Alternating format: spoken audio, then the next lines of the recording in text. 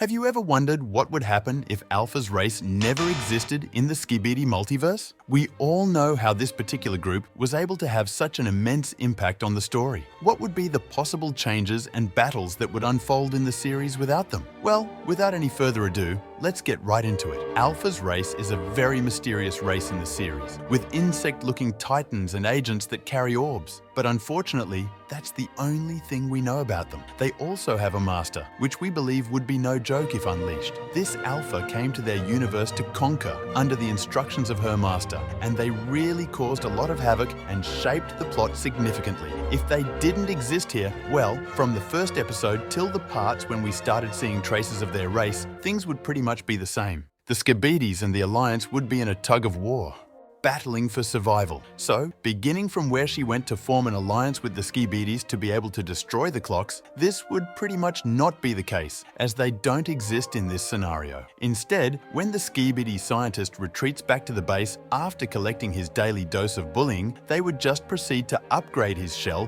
to make it more durable to be able to tank the attacks in the next battles. Basically, when Alpha was present in the timeline episode, we saw that Alpha wanted to destroy the clocks, and the other clock agents were about to retreat out of the base with the clock helicopter. He decides to use his time abilities to save the clock boss and the agents left behind, which led to his sudden implosion. Well, since Alpha doesn't exist, he won't have to have this implosion, right? Meaning the base was never attacked. And trust me, you'll see in a minute the ripple effects that this would have on the story. So, basically, after that implosion, the clock boss had to revive his friend as the leader. But sadly, it was not enough. So they all had to join in their clock powers together, but not still enough. So he had to borrow from the Sinister, thereby breaking the seal, which I believe was the cause that the Sinister was able to see that in certain futures he got smoked by the Clock Titan and use his powers to choose the most suitable one in which the Clock Titan sacrifices himself to save the Alliance. You can clearly see where I'm going with this. So, since Alpha did not come, the future Clockman would not exist because he only existed as a mishap from the incident of the large Clockman,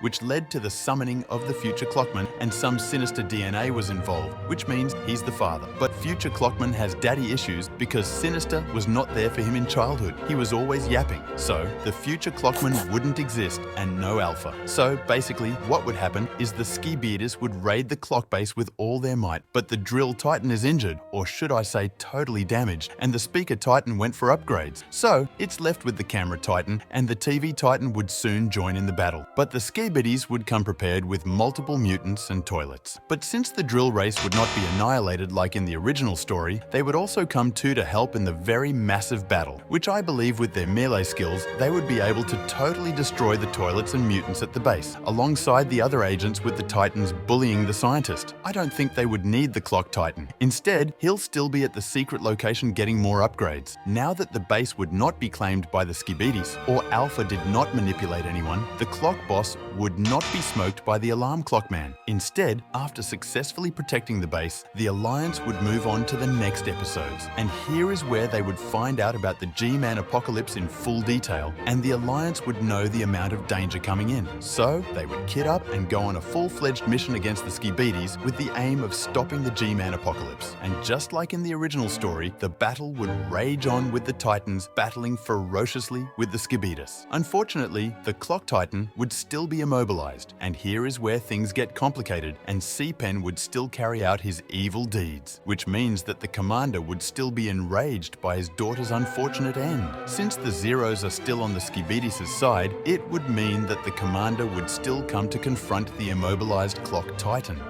The ripple effects here would turn out to be very crazy. So, the Commander would find out why the Clock Titan is just chill. The Alarm Clockman has been trying to disable the missiles and try to prevent him from doing this. Here, the future Clockman was able to fight for him and give him enough chance to be able to disable it, but he doesn't exist here. And this would significantly delay the Clock Titan's release from immobilization. When the Commander Commander confronts the alarm clock man, they would be nobody to help him because there's no other person to enter the time dome. But I believe that if the clock boss would be able to come into the battlefield to help the alarm clock man by using a strong time stop ability to hold him in place enough for him to disable it, or it could be Mr. Clock eventually, the Clock Titan would still get freed and would proceed to the next episode. Due to this delay, the G-Man apocalypse would have already been unleashed, and the Alliance Titans have already been smoked by G-Man with the nuke. He would see the mushroom cloud and would rush onto the battlefield, and getting there, he would get enraged that the Titans were just defeated like that easily, and would go on to use his time abilities to revive the Titans to full health. Notice here that the counter Titan doesn't exist, so I guess C-Pen would be somewhere looking for more humans to smoke, like he did with the Commander's family. So brutal, right? So basically, the epic battle between the Pencil Woman and counter C-Pen would not occur. Instead, the YouTubers would destroy the tower and the Sinister would appear. But this time, I don't think the Sinister would be so confident about the battle, based on the fact that the seal was not broken to give him enough time to see the future and access different possibilities of the battle. So, I guess one of those scenarios where the Sinister gets cooked would occur, right? Well, it has to be, if not, the Alliance would be cooked, but even still, I don't think it would be very easy to defeat the Sinister in any way. He's very strong. Notice here that the future Clockman would not come to aid the Clock Titan. So, I guess it would take more time, and we are not still sure of the reason why Mr. Dom would want the Sinister to be unleashed. It's still a mystery which we would find out in the coming episodes. However, the Alliance would be in battle with the G-Man apocalypse, trying harder to at least get him out of the shell. However, soon the Commander would catch up with C-Pen, and eventually he would get smoked, ultimately getting his revenge. And I guess the other mutants too would get revived to help the Commander in the battle against the aliens, although we don't know what race they are from yet. Let's just assume that they are not from Alphas. So, everything here comes down to the Titans' abilities. If they would be able to survive and destroy the G-Man apocalypse, then they would take the win. But I think the Clock Titan would still have an upper hand with the Sinister. I guess this is one scenario that the Alliance is not so cooked, but is still cooked. Either way, I mean, who would have believed that one small change would have had such a huge effect on the entire story? However, check out this video to see what would happen if only the Clock race existed in the Skibidi multiverse. Unique Clockman out.